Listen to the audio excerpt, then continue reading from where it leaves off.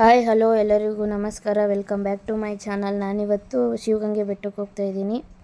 ಈ ಬೆಟ್ಟ ಬೆಂಗಳೂರು ಗ್ರಾಮಾಂತರ ಜಿಲ್ಲೆಯ ದಾವಸ್ಪೇಟೆ ಬರುವಂಥದ್ದು. ಇದು ಬೆಂಗಳೂರಿನಿಂದ ಕೇವಲ 52 ಕಿಲೋಮೀಟರ್ ದೂರದಲ್ಲಿದೆ ಹಾಗೂ ತುಮಕೂರಿನಿಂದ 25 ಕಿಲೋಮೀಟರ್ ದೂರದಲ್ಲಿದೆ. ಬೆಟ್ಟ ಹತ್ತಲು ಪ್ರಾರಂಭದ ಮೊದಲೇ ಇಲ್ಲಿ ಶಿವನ ಮೂರ್ತಿ ಇದೆ.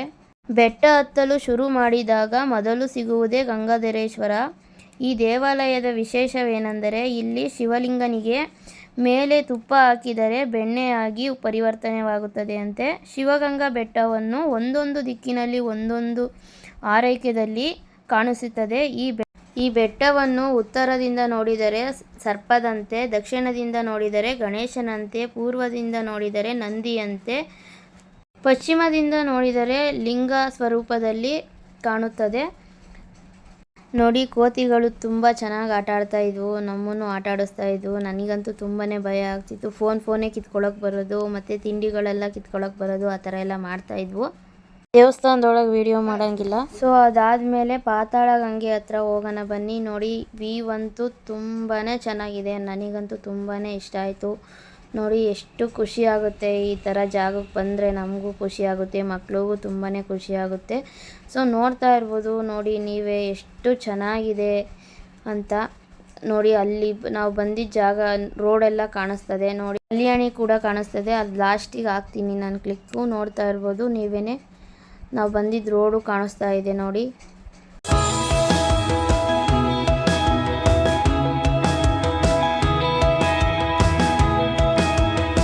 ಬನ್ನಿ ಪಾತಾಳ ಗಂಗೆ ತೋರಿಸ್ತೀನಿ ಯಾವ ಥರ ಇದೆ ಅಂತ.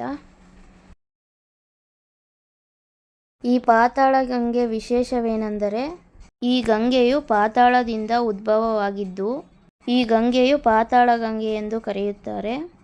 ಈ ಗಂಗೆಯು ವನ್ನಾದೇವಿಯ ರಕ್ತಸೂರನನ್ನು ಸಂಹಾರ ಮಾಡಿದ ಸಮಯದಲ್ಲಿ ದೇವಿಗೆ ದಣಿವಾರಿಸಿಕೊಳ್ಳಲು ಕೋಪದಿಂದ ಬಂಡೆಯನ್ನು ಸೀಳಿದಾಗ ಹುಟ್ಟಿ ಬಂದ ಈ ಪಾತಾಳ ಗಂಗೆ.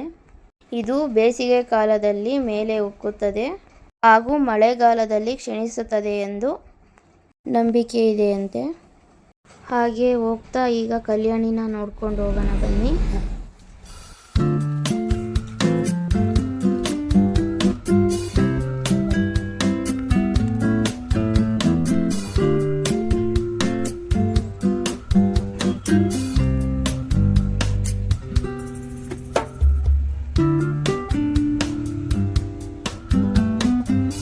ಸೊ ಫ್ರೆಂಡ್ಸ್, ಈ ವಿಡಿಯೋ ನಿಮಗೂ ಕೂಡ ಇಷ್ಟ ಆಗಿದ್ರೆ ಲೈಕ್ ಮಾಡಿ, ಶೇರ್ ಮಾಡಿ, ಸಬ್ಸ್ಕ್ರೈಬ್ ಮಾಡೋದಂತೂ ಮರಿಬೇಡಿ. ಈಗಲೇ ಹೋಗಿ ಸಬ್ಸ್ಕ್ರೈಬ್ ಮಾಡಿಕೊಡಿ ಅಂತ ಹೇಳೋಕ್ಕೆ ಇಷ್ಟಪಡ್ತೀನಿ. ಬಾಯ್ ಬಾಯ್.